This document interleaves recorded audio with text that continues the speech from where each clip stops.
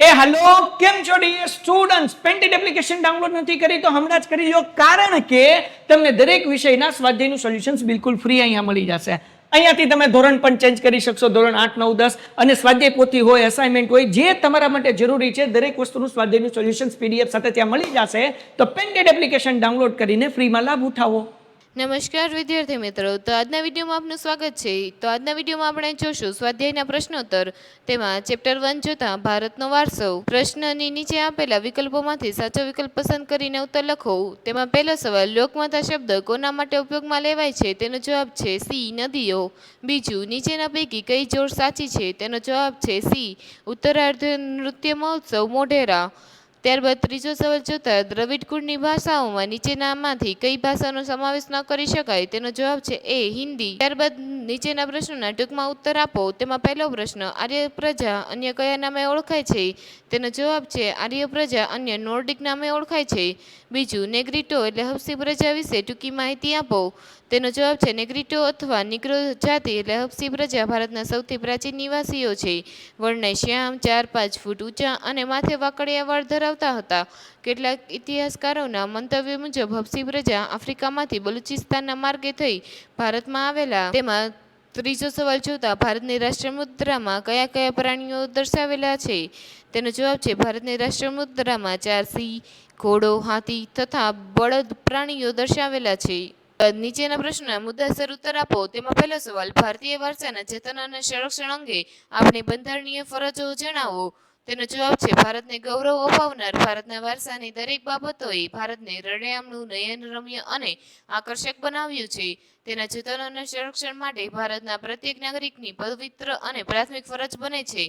આપણા પ્રાચીન ઐતિહાસિક મૂલ્ય અને મહત્વ ધરાવતા વારસાના સ્થળોને કોઈ નુકસાન ન પહોંચાડે અને તેનું જતન કરે તે માટે ભારતના બંધારણમાં નાગરિકની મૂળભૂત ફરજો દર્શાવેલ છે.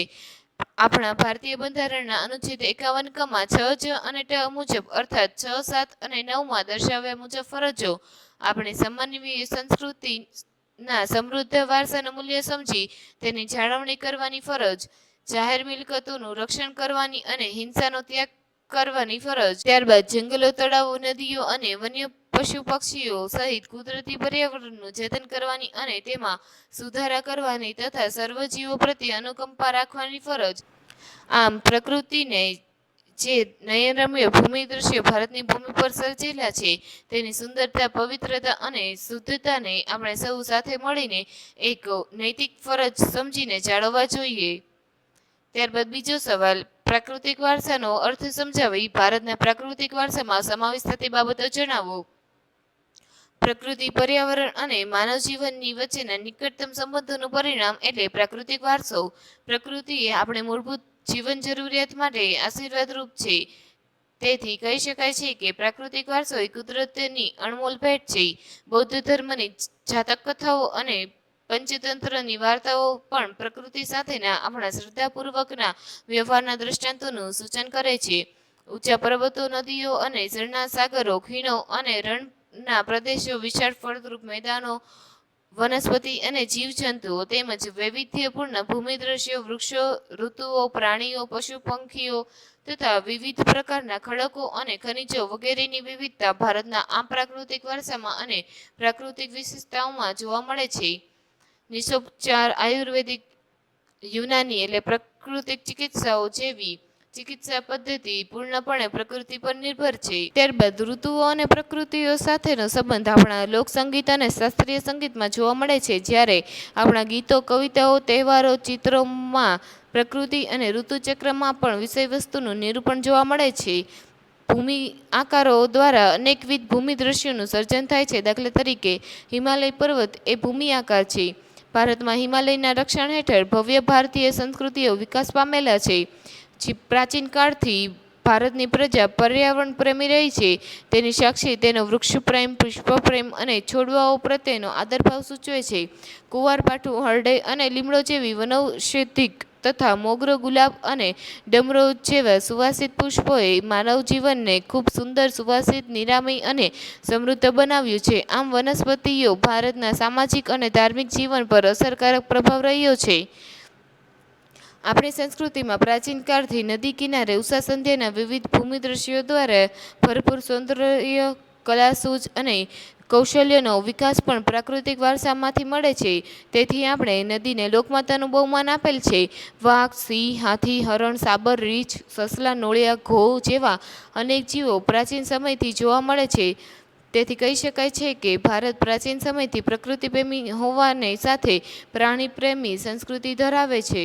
પ્રાચીન કાળથી આપણા જીવનને સમૃદ્ધ બનાવનાર ધન ધાન્યથી ભરેલા ખેતો, વન સમૃદ્ધિથી ભરેલા જંગલો અને વનૌષધિક માટેના ઉપયોગી છોડવાઓએ મહત્વની ભૂમિકા ભજવી છે. આમ માનવી, પ્રાણી અને પશુ પક્ષીઓના આહાર માટે પણ વનસ્પતિ પર આધાર રાખવો પડે છે. આપણે ધાર્મિક માન્યતાઓમાં કેટલાક વન્ય જીવોને દેવી દેવતાઓના વાહન તરીકે સ્થાન અપાયું છે. દાખલા તરીકે વાઘ, મોર, મગર, ગરુડ, કુકડો વગેરે. આપણે રાષ્ટ્રમુદ્રામાં પણ 4 સિંહો, ઘોડો, હાથી તથા બળદની આકૃતિ મૂકીને તેનું મૂલ્ય આંકવામાં આવ્યું છે. વન્યજીવોની રક્ષા માટે અભયારણ્યો બનાવી તેમના જીવનની સુરક્ષા માટે કાયદા પણ ઘડેલા છે. આપણા પ્રાકૃતિક વારસામાં વિવિધ ભૂમિદ્રશ્યો, નદીઓ, વનસ્પતિ જીવન અને વન્યજીવનનો અગત્યનો ફાળો અપાયો છે. ત્યારબાદ ત્રીજો સવાલ જોતા ભારતના સાંસ્કૃતિક વારસાનો ખ્યાલ આપો. તેનો જવાબ છે સાંસ્કૃતિક વારસો એટલે માનવીએ પોતાની કોને, બુદ્ધિ, ચાતુર્ય, આવડત અને કલા કૌશલ્ય દ્વારા જે કંઈ પ્રાપ્ત કર્યું હોય કે તેનું સર્જન કર્યું હોય તેને માનવ સર્જિત વારસો કે સાંસ્કૃતિક વારસો કહેવાય છે. પ્રાગૈતિહાસિક સમયથી ભારતે વિશ્વની પ્રજાઓને સાંસ્કૃતિક વારસાઓની ઘણી બાબતો ભેટ ધરી છે. જેમાં શિલ્પ સ્થાપત્યની કળા આશરે 5000 વર્ષ જેટલી પ્રાચીન છે. સિંધુ ખીણ સંસ્કૃતિના પુરાતન અવશેષો જેમાંથી મળી આવેલા છે તેમાં દેવી દેવતાઓની પ્રતિમાઓ, માનવ શિલ્પો, પશુઓ તથા રમકડા તેમજ દાઢીવાળા પુરુષનું શિલ્પ અને નર્તકીની મૂર્તિ જોઈને આપણે આપણા સાંસ્કૃતિક વારસા પ્રત્યે સ્વાભિમાન અને ગૌરવની લાગણી જન્મે છે.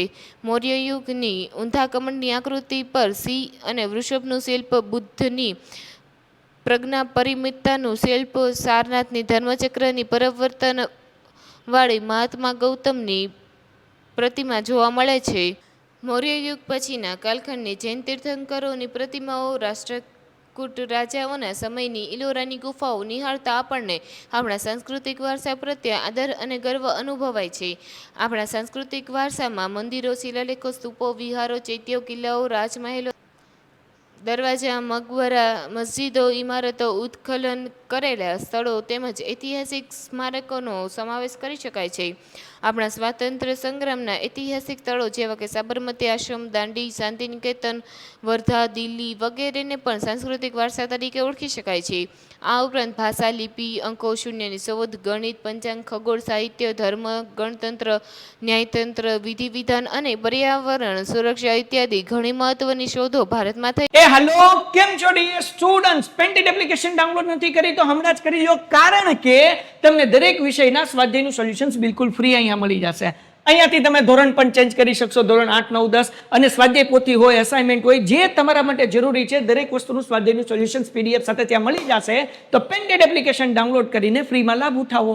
ત્યારબાદ નીચેના પ્રશ્નોના સવિસ્તર ઉત્તર લખો. તેમાં પહેલું, આર્ય અને દ્રવિડ સંસ્કૃતિની વિગતો આપો. તેમાં પહેલું, આર્ય સંસ્કૃતિ. ભારતની આર્ય સભ્યતાના નિર્માતાઓ આર્ય એટલે નોર્ડિક લોકો હતા. પ્રાચીન સમયમાં પ્રથમ આર્ય વસ્તી વાયસ્વ ભારત તથા પંજાબ દેશમાં હતી. ત્યાં 7 મોટી નદીઓ વહેતી હોવાને કારણે તેમને સપ્ત સિંધુ નામ અપાયું. તત્કાલીન સમયમાં હિન્દુઓ આર્ય કહેવાતા. તેમની મુખ્ય વસ્તી જે પ્રદેશમાં હતી તે પ્રદેશને આર્યવ્રત તરીકે ઓળખાતો. ઉત્તર વૈદિક કાળમાં આર્યવ્રતનો પૂર્વમાં મિથિલા એટલે બિહાર સુધી અને દક્ષિણમાં વિંધ્યાચલ સુધી વિસ્તાર થયો. તેઓ અન્ય સમકાલીન પ્રજાઓ કરતાં વધુ વિકસિત હતા. આર્યો પ્રકૃતિ પ્રેમી હતા, તેથી તેઓ વૃક્ષો, પર્વતો, સૂર્ય, વાયુ, નદીઓ, વરસાદ વગેરેની પૂજા આરાધના કરતા હતા. પ્રકૃતિના તત્વોમાં દરેકની સ્તુતિઓની રચના હતી. સમયાંતરે વેદ પઠન પ્રચલિત બન્યું, તેમાંથી ધાર્મિક વિધિઓ શરૂ થઈ. તે પછી યજ્ઞાદિ ક્રિયાઓ ભારતમાં શરૂ થઈ. આમ આજે પણ આર્ય સંસ્કૃતિનો પ્રભાવ જોવા મળે છે. ત્યારબાદ દ્રવિડ સંસ્કૃતિ. દ્રવિડ લોકો મોહેંજો-દડોની સિંધુ સંસ્કૃતિના સર્જકો અને પાષાણ યુગની સંસ્કૃતિના સીધા વારસદાર હતા. ઉત્તરમાંથી આવેલી વિવિધ પ્રજાની ભાષા અને સંસ્કૃતિ લક્ષણો ટકી રહ્યા. સમયાંતરે આ લોકો દ્રવિડો કહેવાયા. દ્રવિડોમાં માતૃમૂલક કુટુંબની પ્રથા પ્રચલિત હતી. દ્રવિડોએ માતા રૂપે દેવી એટલે પાર્વતી અને પિતા રૂપે પરમાત્માની એટલે શિવની પૂજાની સમજ આપી હતી. દ્રવિડોએ ધૂપ, દીપ અને આરતીની પૂજા કરવાની પરંપરા આપી હોય તેમ મનાય છે. દ્રવિડોએ પશુ પૂજા, પ્રકૃતિ પૂજાની ભેટ આપેલ છે. દ્રવિડોએ અવકાશી ગ્રહોના ક્ષેત્રમાં તથા વિવિધ કલાઓ જેવી કે કાંતવું, વણવું, રંગવું, હોડી તરાપા જેવા ક્ષેત્રોમાં વિશેષ પ્રદાન આપેલ છે. દ્રવિડોએ મૂળ દેવો આર્યોએ સ્વીકારી લીધા અને તેમને સંસ્કૃતિના દેવો તરીકે પુનઃસ્થાપ્યા. ઉત્તરના પ્રચંડ પ્રભાવ હેઠળ દ્રવિડોમાં આર્ય સંસ્કૃતિ ઊંડે સુધી વ્યાપી ગઈ. આર્યોના પ્રભુત્વ બાદ તેઓ દક્ષિણ ભારત તરફ ખસતા ગયા અને ત્યાં સ્થિર થયા. આજે દક્ષિણ ભારતમાં તમિલ, તેલુગુ, કન્નડ, મલયાલમ જેવી ભાષાઓમાં દ્રવિડ કુળની ભાષાઓ તરીકે બોલાતા લોકો જોવા મળે છે. પ્રારંભિક તમિલ સાહિત્ય ઉર્મિની અભિવ્યક્તિથી ભરેલું છે. ત્યારબાદ બીજો સવાલ જોતા સંસ્કૃતિનો અર્થ આપી વિગતે સમજાવો. તેમાં સંસ્કૃતિ એટલે જીવન જીવવાની રીત.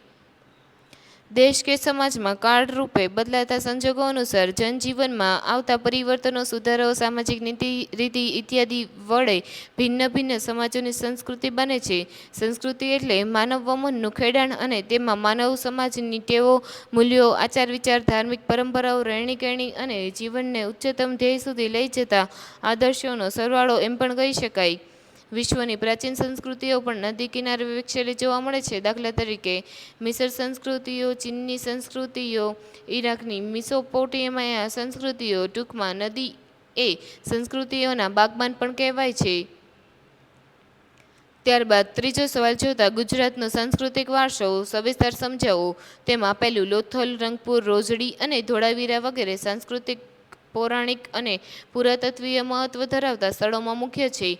ઐતિહાસિક મહત્વ ધરાવતા જોવાલાયક સ્થળોમાં અમદાવાદમાં આવેલી જામા મસ્જિદ, ઝુલતા મિનારા, સીદી સૈયદની જાળી, હઠીસિંહના દેરા, જ્યારે વડનગરનું કીર્તિતોરણ, જૂનાગઢમાં આવેલો સમ્રાટ અશોકનો શિલાલેખ તથા જૂનાગઢનો મોહબ્બત ખાનનો મકબરો, નવસારીમાં આવેલી પારસી અગિયારી, પાટણનું સહસ્ત્રલિંગ તળાવ, વડોદરાનો રાજમહેલ, મોઢેરાનું સૂર્ય મંદિર, ચાંપાનેરનો દરવાજો, સિદ્ધપુરનું રુદ્ર મહાલય અને વિરમગામનો મુનસર તળાવ વગેરે આવેલા છે. ધાર્મિક મહત્વ ધરાવતા સ્થળોમાં દ્વારકાધીશનું દ્વારકાનું મંદિર, જગદગુરુ શંકરાચાર્યની શારદાપીઠ, 12 જ્યોતિર્લિંગ પૈકી સોમનાથનું મંદિર, ઉત્તર ગુજરાતમાં અંબાજી, બહુચરાજી અને મહાકાલી માતાજી તથા ઉનવા ખાતે મીરાદાતાર તેમજ જૈન તીર્થ પાલીતાણા, રણછોડરાયજી મંદિર, ડાકોર અને શામળાજી મંદિર વગેરે ગણાવી શકાય.